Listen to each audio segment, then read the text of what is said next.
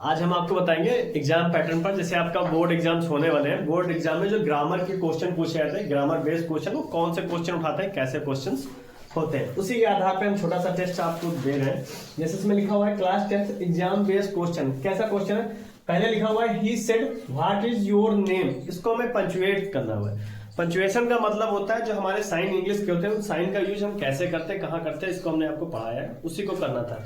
करना क्या है, कौन सी चीज कहाँ बदली, हम इसी में आपको सही करेंगे, अगला नहीं लिखेंगे। नेक्स्ट आंसर ना बताकर क्वेश्चन में ही क्या क्या चीजें सही करनी होती हैं, उसको हम ब्लैक पेन से आपको बताते हैं। जैसे हमने आपको बताया था, जब भी हमने पंचुएशन पढ़ाया था आपको, हमने क्या था, किसी भी वर्ड जो भी सेंटेंस चालू होता है, सेंटेंस आपका चाहे आपका कैसा हो, असर्टिव हो या इंपरेटिव हो या कोई भी सेंटेंस हो, उसका हमारा जो पहला अक्षर होगा वो कैसा होगा, कैपिटल होगा। तो ये हम इसका क्या कर देंगे, कैपिटल कर देंगे। फिर लिखा हुआ है he said what is your name. Said के बाद में हम कॉमा, इन्वर्टेड कॉमा का यूज कर देंगे। व्हाट का हम डब्ल्यू बड़ा कर देंगे। What is your name, name के बाद हम क्वेश्चन मार्क लगा के इन्वर्टेड कॉमा क्लोज कर देंगे। क्वेश्चन मार्क इस लगाते हैं क्योंकि ये जो हमारा सेंटेंस था वो कैसा था, इंटरोगेटिव। कैसा सेंटेंस था, इंटरोगेटिव सेंटेंस था। तो हमने क्या किया, ही कैपिटल कर दिया। सेट के बाद में हमने कॉमा, इन्वर्टेड कॉमा लगाया। फिर हमने डब्ल्यू बड़ा किया। लास्ट में हम क्वेश्चन मार्क लगा के इन्वर्टेड कॉमा को क्या कर दिया, क्लोज कर दिया। नेक्स्ट हमारा लिखा हुआ Mohan said to Sohan do you know that Lucknow is the capital of Uttar Pradesh. इसको भी पंचुएशन करना है। पेपर में अधिकतर जो पंचुएशन होता है वो इसी डायरेक्ट फॉर्म में आता है। इसको जो हम करेंगे तो क्या करेंगे, हमने कहा मोहन हमारा पहले से कैपिटल है, सेड टू सोहन, सोहन का यस भी हम क्या कर देंगे, कैपिटल कर देंगे। मोहन सेड टू सोहन के बाद में हम कॉमा, इन्वर्टेड कॉमा का प्रयोग करेंगे। फिर जो हमारा डू लिखा है, डू का जो हम पहला अक्षर हमारा डी है, इसको भी हम क्या कर देंगे, कैपिटल कर देंगे। क्या कर देंगे, कैपिटल। फिर हम लिखेंगे do you know that Lucknow is the capital of Uttar Pradesh. Uttar Pradesh को भी हम क्या लिखेंगे, कैपिटल। यू भी कैपिटल कर देंगे, इधर हम पी भी कैपिटल कर देंगे। अब हमारा ये सेंटेंस लास्ट में हम फुल स्टॉप लगा के इन्वर्टेड कॉमा, क्वेश्चन मार्क से था तो हम फुल स्टॉप ना लगा के यहाँ पे क्या लगाएंगे, क्वेश्चन मार्क लगा के इन्वर्टेड कॉमा क्लोज कर देंगे। इस पंचुएशन में हमने क्या किया, सोहन का यस कैपिटल कर दिया, सोहन के बाद कॉमा, इन्वर्टेड कॉमा का प्रयोग किया। फिर हमने क्या किया, डू का डी कैपिटल किया। लास्ट में हमने उत्तर प्रदेश का यू कैपिटल, प्रदेश का पी कैपिटल, क्वेश्चन मार्क लगा के इन्वर्टेड कॉमा क्लोज कर दिया। ठीक है, ऐसे पेपर में पंचुएशन आता है और आता जरूर है। 20 नंबर का जो आपका उमार का क्वेश्चन होगा उसमें एक पंचुएशन मिलेगा, और एक आपका जो होगा जो 50 नंबर का पेपर आता है उसमें भी एक पंचुएशन मिलेगा। मतलब 2 पंचुएशन तो मिलना है। अगला लिखा है do not insult the poor. इसको हमें पैसिव बनाना है। क्या बनाना है, पैसिव।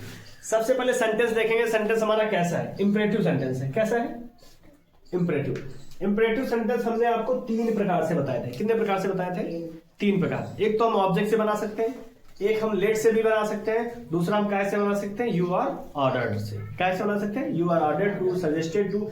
जैसा कि वाक्य हो, वाक्य के भाव के अनुसार ही हम सेंटेंस को क्या कर सकते हैं, बना सकते हैं।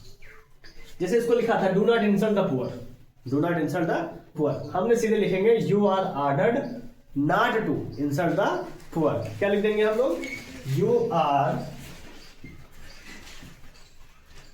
ऑर्डर्ड not to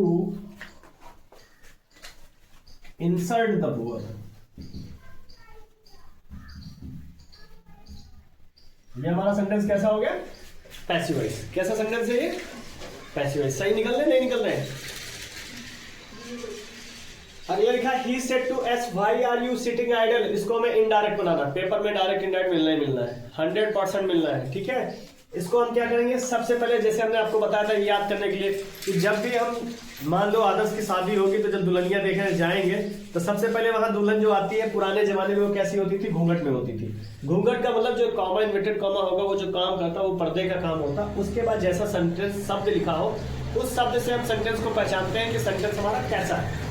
यहाँ पे वाई लिखा है तो सेंटेंस हमारा कैसा हुआ, इंटरोगेटिव। कैसा सेंटेंस है, इंटरोगेटिव, वो भी सेकंड टाइप का इंटरोगेटिव। ऐसे वाक्यों में हम रिपोर्टिंग वर्ब को आस्क्ड में बदलते हैं। He asked us, he asked us. Comma, inverted comma की जगह कोई ना करेक्टर लगाकर हम वाई को ही करेक्टर बना लेते हैं। हम लिखेंगे वाई। अब आर नहीं, यू जो चेंज करेंगे अस से तो हो जाएगा दे, आर का हो जाएगा verb, sitting idle, full stop. ये आपका क्या हो गया, indirect. He asked us why they were sitting idol.